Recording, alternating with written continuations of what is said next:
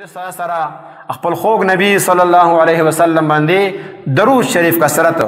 بالخصوص د جمعې پر ورځ دو عملونه په کثرت سره اهتمام کوئ.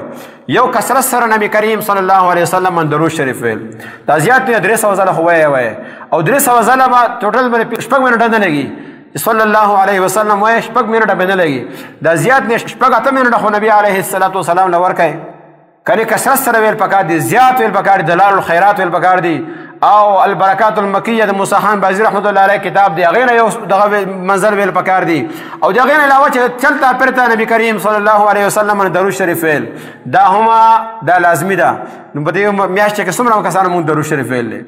نن څومره کسانو درود شریف ویل سوی ویل ډیرو کم کسانو به ویلي ډیر داسې الله بندگان دي سر تاجو تیم کې پاسي بیا دغه رسول درود شریف وي او ډیر داسې چې هغه د پراته وي نو بیا نبی کریم صلی الله علیه وسلم د صفات او څوک دی څوک نه دی نو کله چې تا نبی علیه الصلاۃ والسلام یادای اللهم صل علی سیدنا محمد وعلى آل سیدنا مولانا محمد وبارک وسلم کوم درود راځي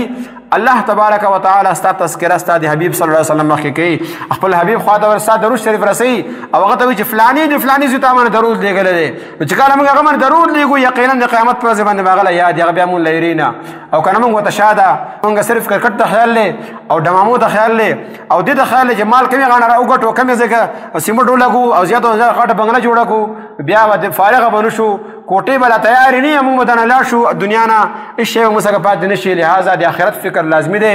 خپل حبیب صلی الله علیه وسلم درود شریف کا سره سره وای هر مثبت سلسله ویل پکار دی 500 ځله بشي کنه یو ټیم ځان مقرره کې باقي وای او ډېر خدای الله بندگان داسې هم چې لکاو ځله پرځي کوي نو مولا پدې کې سیالي بغاد او فی ذلک فليتنافس المتنافسون الله دې مولا خپل محبوب او محبت نصیب کی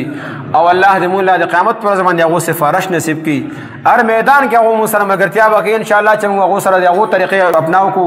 نو موږ سره ان شاء الله د هوځ کو سره به مولا راکې چې بیا به تن نه ناراضي او هغه موږ سره ان شاء الله دغه جنډا لواء الحمد هغه سګوي دغه لاندې مونږ الله تبارک وتعالى بیا زیرا کی او دغه دې درود باندې درود شریف دې برکت به ان شاء الله الله خپل د عرش سور لاندې مونږ زیرا کی لہذا درود شریف کا سره سره وای او درود شریف د ویلو فائدې ډېر زیات دي بشمار دي یو فائدہ پکې دا ده چې کم سره کثرت سره درود شریف وي الله تبارک وتعالى غل درې شزونه ور کوي یو دا منافق نه دی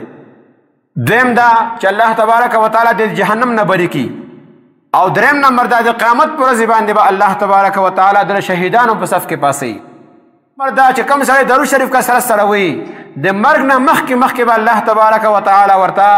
د درجه جنت کې کوم مقام دی هغه وته الله خو دنیا کې وته الله خي نور ډیر فضیلت ان شاء الله آینده جمعو کې بیانېږي الله دې مولا د نبی علیه الصلاۃ والسلام کامل امین نصیب کړي لیکن د زړه د خلی والنا د زړه چې موږ هر شي ته تیار شو دنیا چې سوي وي دي لیکن زما د خپل سیرت او صورت د نبی کریم صلی الله علیه وسلم شان جوړوم الله دې موږ کول توفیق راکړي واخر دعوانا الحمد لله رب العالمین.